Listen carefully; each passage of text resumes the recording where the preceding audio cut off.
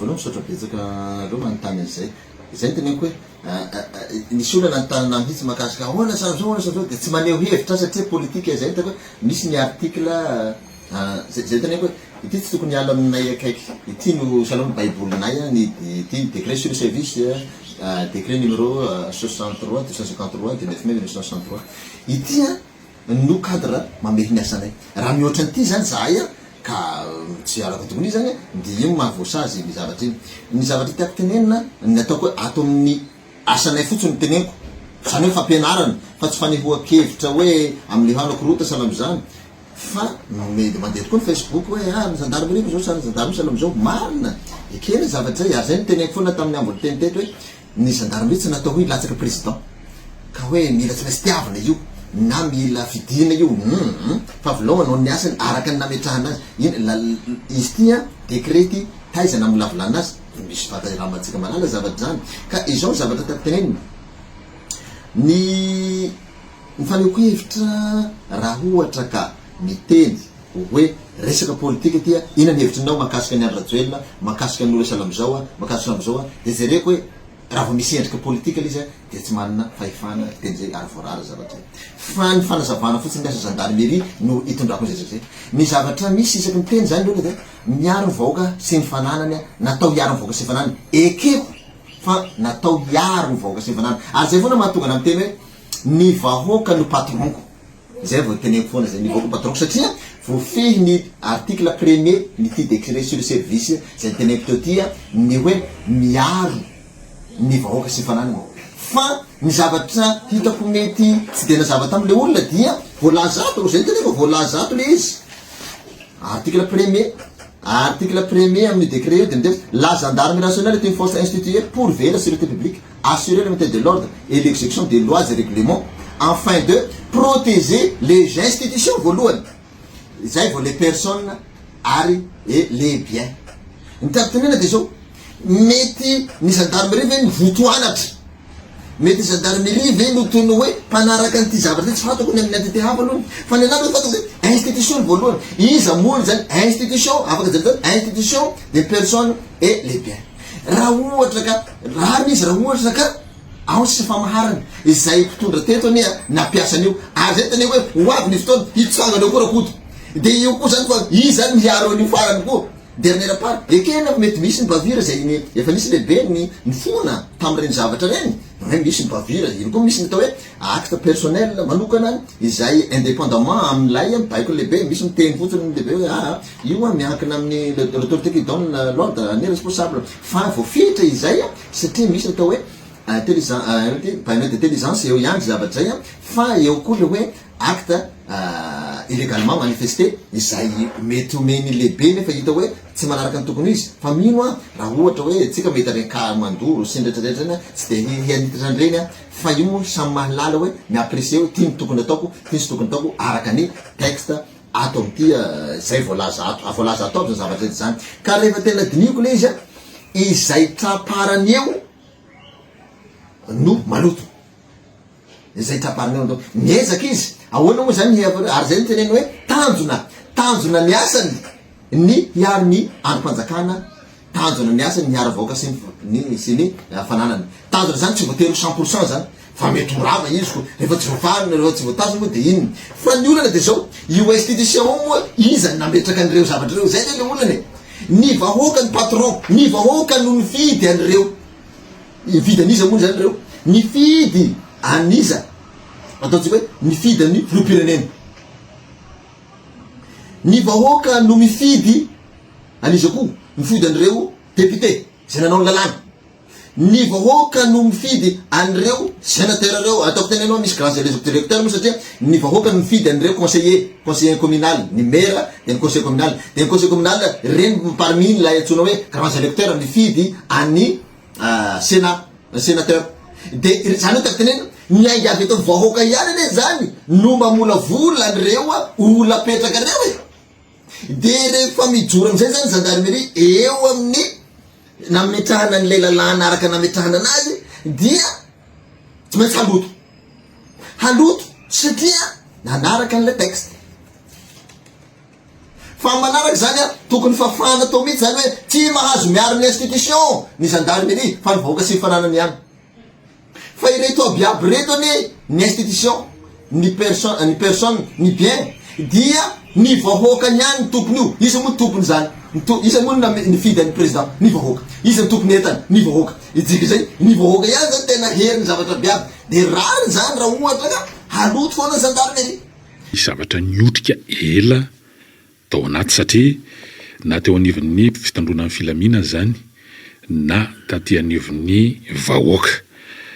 ny vahoaka tamin'ny ankapobeny dia hatrany amin'ny taona 2024 tany ny fanikikany amin'ny hoe anajana ny ara-dalàna tao anatin'izany koa nisin'ireo ataontsika hoe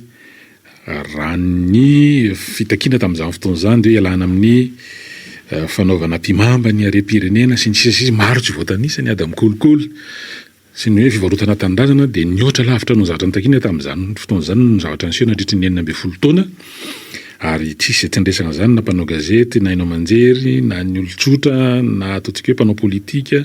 ary dia nividiana lafo zany no an'ny akamaroany tao ny onjam-pianakato na mpanao gazety na lefa tany amponja mbola misy any amin'izao fotoan'izao mpanao politika izay any amponja vokatry ny hevitra atao ihany koa nitondra takaitra ary porofin'izany niseho natery amin'ny 17 Mey tamin'ny omaly raha tsy hiteny afa-tsy ny zanaky ny Front National ny Atoko MFM teo aloha manandafana kotongarina izay isan'ny tondra takaitra ihany koa vokatry ny raharaha 2024 satria dia niarany herisehitra izy ary dia netiny mandramaty mihitsy zany teo amin'ny fahenona vokatry ny dona ary tamin'ny aretina izay voaterina napahana ny pahany tamin'ny ratsany eny amin'ny tonona tsy maintsy tenenina moa zany satria dia taty aoriana ihany koa no zanany dia mitondra takaitra vokatry zany nataon'ny fitondrana zany raha fitinina zany aloha raha hoe jerena tamin'ny ankapobeny dia eo zany teo le fitakininy ataontsika hoe fanomboana nanomboka tany 20 ny volana septambra izay nataon'ireo olom-bofity mpanolotsain'ny tanàna Antananarivo izay ataontsika hoe nitohana ny mpianatra zany satria izay no tena marina ary ny mpianatra tonga dia tonga ny rodorodo mihitsy tao anatin'ny famaliana zany dia atao moa zany le hoe Gen Z na génération Z dia naka ny toerana ny teo aloha somary ny aloha ny fisin'ireo ataontsika hoe mpanolotsain'ny tanàna telo mianadahy izay ny atombohan'ny raharaha nanomboka tamin'ny fazy 5 ny volana septambra dia ny zavatra nitranga zany tao anatin'izany dia tena tsy niembotra mihitsy na nylonana ataontsika hoe mpamoretana fa tena nijoro maro no nitondra takaitra satria misy tapaka ny tongotra misy voateriny tapahana akoatra n'ireo zanamony aina izay amapolony ny raha latsaka ary raha fitinina zany dia zay tonga ao midingana eo aloha zany zao ny ataontsika hoe fitakiana ny ao anatin'le tolom-bahoaka raha tany amin'ny resaka hoe filana fototra ny jiro sorano ny atombohany dia tonga zay hoe fanesorana ireo olona tomponantoka tamin'izay rehetra izany na manam-pahefana io sy ireo mpiara-misaika tamin'izy ireo zany dia hatrany amin'ny fialan'ny filohan'ny repoblika amintsika amin'ny teny olo zany ny filohan'ny repoblika dia mbola amin'ny toerany resahana zany hoe mbola tsy misy ny fametram-pialana mbola tsy nisy ny hoe fanonganana mbola manana zany ataontsika hoe andraikitra zany zany aloha hatramintsika amin'ny teny zao izy ihany koa dia efa nanindry prime ministre dia mbola perinasy zany nanomboka tamin'ny 9 volana oktobra no voatendra ny prime ministre amin'izao fotoan'izao izay généraly mpiara-miasa akaiky ihany moa zany teo anivon'ny fiadidinan'ny primature ary efa navita nanendry ihany koa ministra telo dia ministra misahana ny ataontsika hoe ny filaminana amin'ny ankapobeny zany eo anivon'ny tafika eo anivon'ny polisy pirenena ny filaminam-bahoaka zany ary ny teo anivon'ny gendarmerie mbola reo zany zao nisan'ny voatendry akoatran'izay moa zany dia reo ministra teo aloha tao anatin'ny gouvernementantsay Christian izay nametra-pialana moa zany ary manao fampandeharan-draharaha ny anivon'ny ministère izay sahan'ireo mbola tsy voasolo amin'izao fotoan'izao zay zany aloha zany zavatra misy amintsika amin'ny teny zao ny eny an-kianja araka ny fitakiana izay mandeha moa zany dia ny fialanareo Antoine Rajoelina tao anatin'izay ataontsika hoe farany herinandro zay koa dia misesy ihany koa ireo karazana fanambarana avy amin'ireo ataontsika hoe firenena vahiny sy ireo ataontsika hoe vondrana firenena anivon'ny firenena avondrana afrikana teo anivon'ny ireo firenena sasasasany aty amin'ny faridranomasina misy atsika tao amin'ny Comore zany dia mandeha ny fanambarana eo ihany koa ny fanambarana izay efa manomboka ataon'ny mpanao politika eto Madagasikara amin'izao fotoan'izao mikasika an'ilay hoe ny afahana tsy voana ao anatin'ny ordre constitutionnel hoe tsy ala amin'ny lalam-panorenana ao anatin'ny dinena famahana an'izao olana zao mba tsy hirotsahan'ny firenena ao anatin'izay atao hoe krizy izay mety tsy ho zaka ihany koa ny fiantraikany. Inona daholo no ambadika izany rehetrarehetra zany. Eo zany aloha ny eny an-kianja aloha zany hatreto dia mbola azo lazaina fa hoentiny ataontsika hoe fiatanam-po sy ny hafanam-po. Mbola tsy tena misy zany karazana hoe feu de route aloha zany voakeny fa mbola karazana hoe mandeha amin'ny fo. Ny mpahay politika dia mahita fa efa tokony ny saina amin'izay no mandeha manomboka eto ary tsy lavitra an'izany no anatin'ny famahana olana dia ny politika. Tsy ambadika tsy dia miasa mangina aloha ny ao anivon'ny FFKM ny amin'ny hoe ahoana no andaminana ahafahana mahita ny vahaolana ivoahana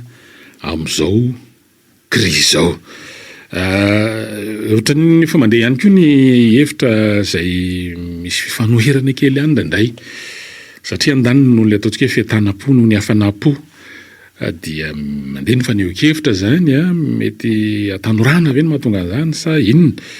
ny amin'ny hoe misitasitaka aloha ny politika fa alao ny tsy politika zany no hitatana ny raha jerena tokoa moa zany ny fiainan'ny firenena hatrany amin'ny firenena fahaleovantena dia ahoana tokoa moa zany ny hamaritana an'ilay izy hoe ny mpanao politika mbola teny ivelany sehatra ve satria raha ny filoham-pirenena ohatra ny jerena tamin'izany fotoana zany mpampianatra no tondra voalohany teo miaramila ny nanaraka azy zany mpampianatra ny président Tsiranana miaramila ny président Ratsiraka dinganina zany ireo tetezamita ireo ohatra dia dokotera ny président manaraka niverina indray ny miaramila dia mpandraharaha zany teo ihany koa dia nisy tetezamita moa zany dia miverina mpandraharaha dia manana raiky zany ataontsika hoe expert comptable ny teo anelanelany teo dia mpandraharaha sady mpanafana lanonana ihany koa ary ataontsika eo misehatra ny dokam-barotra zay no farany teo zany. Ahoana tokoa zany no fipetraka le hoe tsy mila politika ao anatin'izany satria raha reo zao ny bangona dia ohatrany hoe zany tsy mpanao politika ve sa hoe ahoana no hamaritana an'ilay izy. Raha finavana iray izy lafa ny zavatra faharoa dia le hoe isan'ny lalan-tsaina atao anatin'ity hetsika atao anatin'izay telo herinandro zay dia hoe ny tsy fienoana ny tsy fifampiresahana ny fifanilikiliana ny isany ataontsika hoe vanja napoaka an'ity tolom-bahoaka ity zany hoe fitakiana ny vadika tolom-bahoaka ity zany tsy azo tsinotsiny havana zay ary tsy maintsy ho lasitra ahafahana mandrafitra n'izay mety hoe famahana ny olana iverenana amin'ny fiainana amin'ny laoniny zany. Ny zavatra misy amin'ny zao fotoana zao dia hoe miadam-pamindra ihany aloha ny FFKM ao anatin'le izy ary mila maimaika inona mahatonga an'izany mety ho tsindry ve avy amin'ny firaisambe raisam-pirenena na ny communauté internationale zay manery ny amin'ny hoe tsy tokony hiala ao anatin'ny ordre constitutionnel. Inona moa ny ao anatin'ilay ordre constitutionnel misy filohan'ny repoblika raha misy ny tsy fahafahan'ny filohan'ny repoblika mitondra noho ny antony maro samihafa fa raha nirotsaka fidina izy na izy tratry ny incapacité vokatry ny aretina tsy ahafahany manony na izy tratry ny fahafatesana dia akoatran'izay fifidianana ho karakaraina ao anatin'ny fotoana vaofetra dia ny filohan'ny antenymeran-dolona no misahana ny fandehanan'ny raharaha zany. Raha misy ihany koa nefa tsy fahafahany manatanteraka an'izany no ny antony rehetra aloha mety hoe mirotsaka ao fidina izy na no tsy afalaka manatanteraka ny asa nao ny antony ara-pahasalamana na sanatria ihany koa banga ny toerana vokatry ny fahafatesana dia fiaraha-mitantana eo anivon'ny gouvernement no mitantana ny raharaha zay aloha zany ny voalaza raha resaka ordre constitutionnel no resahana. Eo zany zao no misy satria raha ny rafitra misy aloha zany araka nefa nitsahivitsika tetsy mbola tsy nametra-piarahana andreo matoan'ny rajoel fanontaniana mipetraka fotsiny aiza marina ny misy azy physiquement zany toerana misy azy amin'izao fotoana zao izy dia tsy niseho tsy nanao fanambarana toy ny fanao zany hoe vidéo ny fisehoan'ny farany zao dia nanyray reo ankolafy samihafa dia ny teo anivon'ny mpitatana ny université no niraisan'ny farany teny avaloha zay ihany koa naeno anazy farany tamin'ity herinandro lasa teo iny zany tapatapaky ny herinandro lasa teo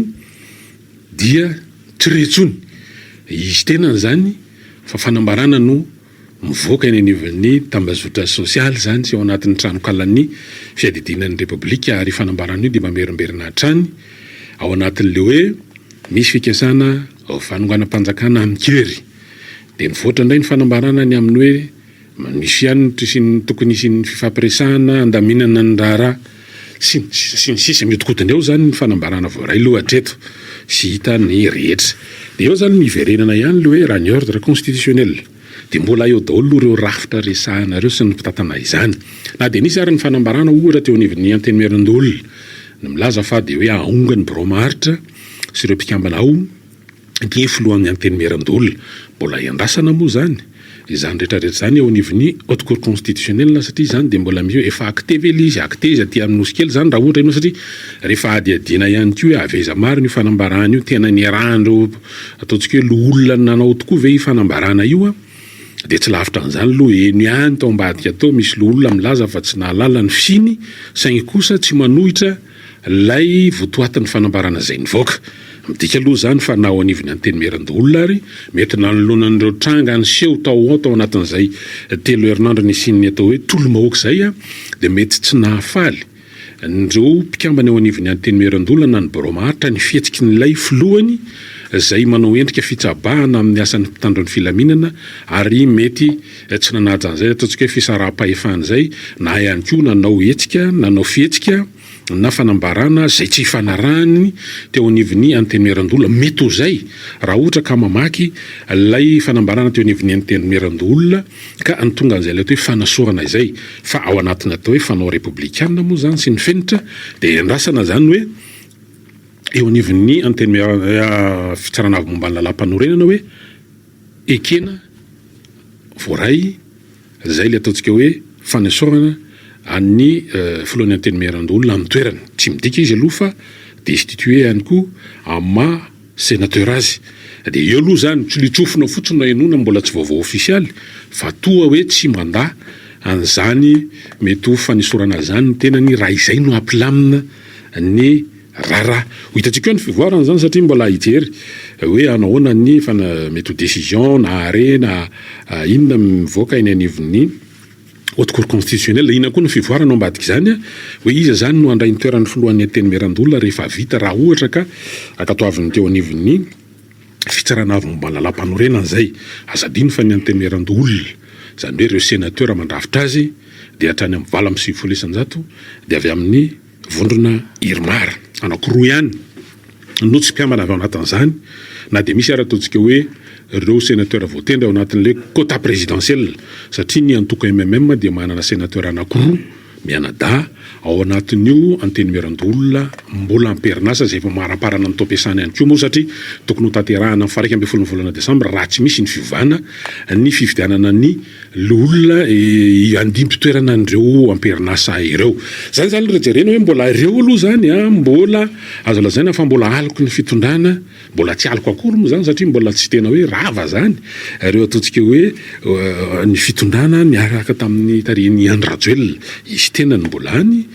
ny antenymerandolona mbola io ny antenymierim-pirenena mbola ireo ny prime ministre mbola avy nytendreny ny ministre telo vao avy nytendrena dia mbola atsoniany Andriamatoa Andry Rajoelina no nanindry andreo ny anivon'ny ataontsika hoe fitondrana filaminana dia miazakazaka koa ny toe-draharaha zany teo anivon'ny tafika gendarmerie ny polisy pirenena samy misy fanambarana mikasika ny hoe tantana vaovao no mitahana ny hoe ny amin'ny état-major zany ny tafika malagasy ary efa vita tamin'ny omaly ny famindram-pihefana ary mikasika an'izany toy izany koa teo anivon'ny gendarmerie dia mainga avy any amin'ny FIGN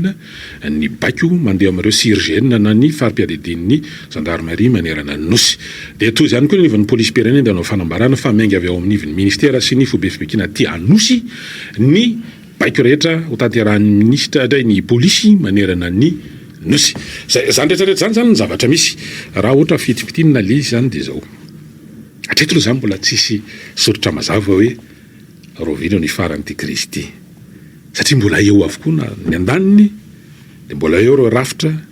sy ny olona rehetra amin'izany rafitra zany le rafitra misy zany niaraka tamin'ny fitondrana Andry Rajoelina. Aty ankilany fitakiana amin'ny atao hoe Hetsi-bahoaka, mazava aloha zany hoe miala Andry Rajoelina sy ny firongony. Roviny zay no tratra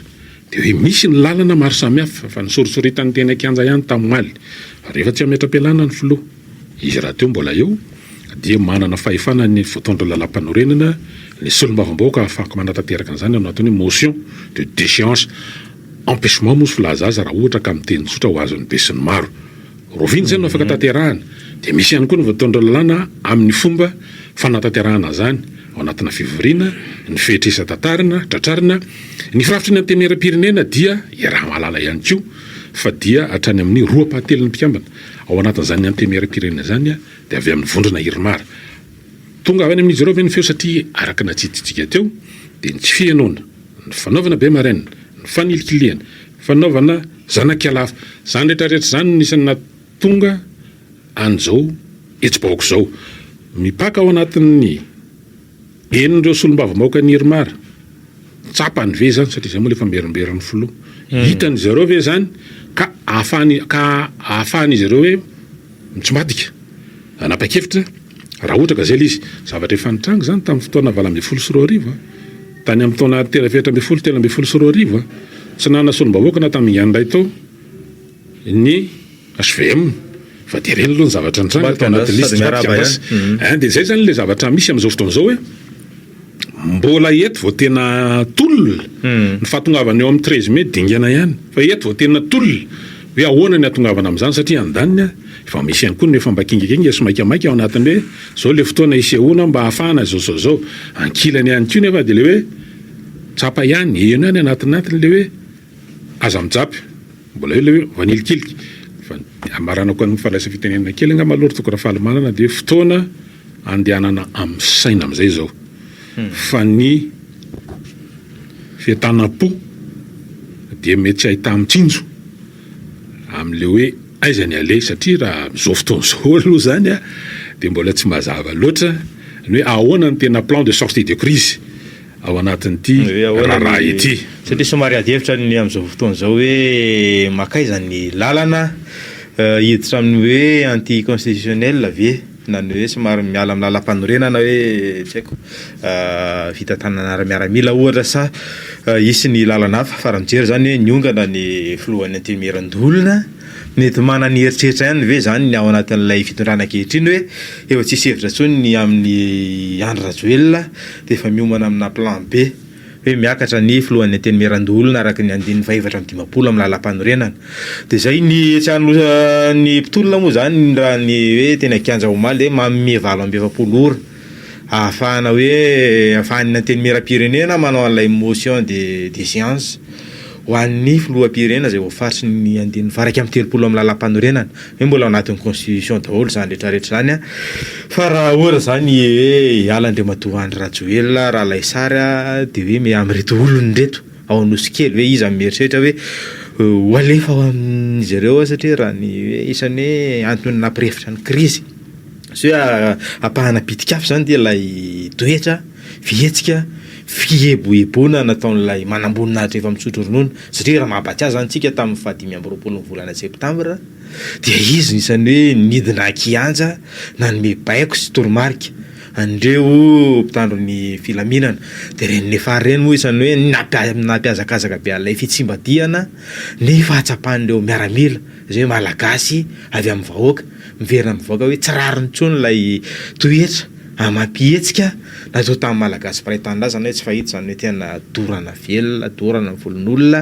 hatramin'ny zazakely tany anaty hôpitaly namoy ny ainy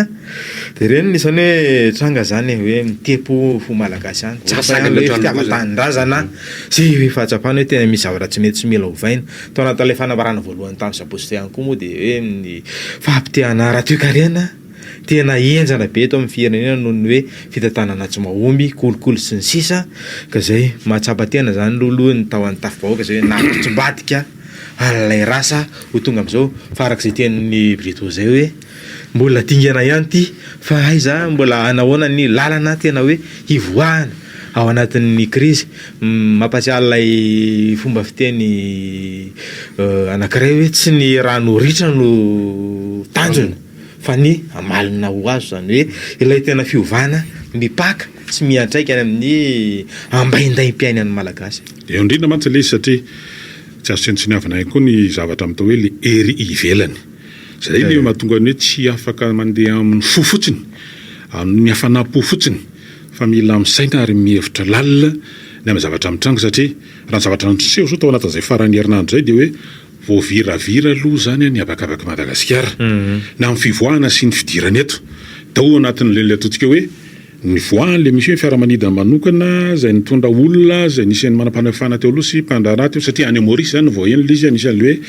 aeroplanina tsy nanana fahazahon-dalana nanao fandikan-dalana maromaro ny ala antery teto ny azo ny saika ho an'ny La Réunion dia tany Maurice zany le izy. Reny zany zao dia endrika anankiray eo ihany koa le fisin'le hoe fiaramanidina ty amin'ny abakabaka Madagasikara mampiasa ny fiaramanidina tany Sainte-Marie dia tsy nahazoana vaovao mihitsy zany hoe ny teo anivon'ny ACM manoloana an'ireny ohatran'izany koa ny fahafantarana fa misy fiaramanidina vezivezy mampifandray an'ny Mahajanga Mborovia makany Mayotte tamin'ny Omaly ariva zany inona daholo zany rehetrarehetra zany lafiny zavatra ray lafiny zavatra faharoa tsy maintsy dinihana lalina ihany ny ao ambadiky ny fanazavana zay nivoaka tamin'ny fahitalavitra vahiny nataon'ny préfet an'ny La Réunion hoe misy ny fifampidinihana fifandraisana akaiky eo amin'ny France, Paris, La Réunion ary Madagasikara ao anatin'le zavatra misy ary vonona amin'ny fotoana rehetra ny fazohy ao aty Madagasikara zany raha ohatra eo zany le zavatra mihinana ao ambadiky zany mety misy afaka hoe raha misy fanotohinana andreo teratany frantsay aty Madagasikara dia ho avy izy mety hoe anao exfiltration ve zany akan'ireo olona ireo sa hiaro an'ireo fa ao ambadiky zany rehetrarehetra zany dia efa betsaka ny tranganisy tamin'ireny le hoe ici c'est Paris tao anatin'le hoe aleo aloha le mahantra anareo jerena fa aza miresaka an'izany hoe ahoana ny amin'ireo Îles Éparses tao anatin'ny tenin'ny Andry Rajoelina misy firenena vahiny zay ao ambadiky le mitetitetika ny akan'ilay arena eto Madagasikara dia ohatra mifono zavatra inona zany le hoe Andry Rajoelina ve dia tonga hiaro ohatrany efa hoe miaro fananan'olona na fiananana tsy fantatro mety hoe firenena tao anatin'izany fanambarana zany ireo rehetrarehetra ireo atambatra dia ahafahantsika milaza ihany koa zany tokarafahalamana fa tsy mora ny zavatra miandry atsika zany ao anatin'le satria tsy hamela mora foana any Madagasikara ny Frantsay aloha tonga dia tsorana zany manoloana an'ireo fahavoazana sy fahaverezany tany Afrika indrindra fa tany Faritra Sahel nisy an'ireny hoe Mali, Guinée, tany Burkina Faso sy ny sisa ireny no zany tsy moramora mihitsy miandry ireo zany mahatonga antsika amin'ny teny hoe tsy mandeha amin'ny saina fotsiny satria tsy mandeha amin'ny fo fotsiny na eto-po fotsiny ao anatin'le izy fa tsy maintsy amin'ny saina lalina ny amin'ny hoe inona marina no toary tsy maintsy tsy maintsy manao firaisankina lehibe mihitsika ao anatin'ilay zavatra irosoana manomboka eto mba tsy hodikodina hiverina tony teo aloha ihany satria araka nambara teo tsy hamela fotsiny any Madagasikara anao zay hoe heveriny fa ho azy ireo firenena indrindra fa hoe ny mpanjanaka teo aloha zany fa tsy maintsy eritreritra izy hametraka ny olona amin'ireo sehatra misy eto mba hahafahany mife an'le izy dia tsy lavitra n'izany satria araka nambarantsika teo mbola eo Andry Rajoelina ny olona nytenyreny dia mbola eo ary ny zavatra misy amin'izao fotoan'izao dia mbola tsy hahafahana mahita mazava ina moa mahatonga le izy fa tsy maintsy hoe tapatapahana dingadingana le zavatra tiana mara tokony rahafahalamana satria ny olona mety hiditra ihany koa le hoe resahana foana mila Ibrahim Traoré gasy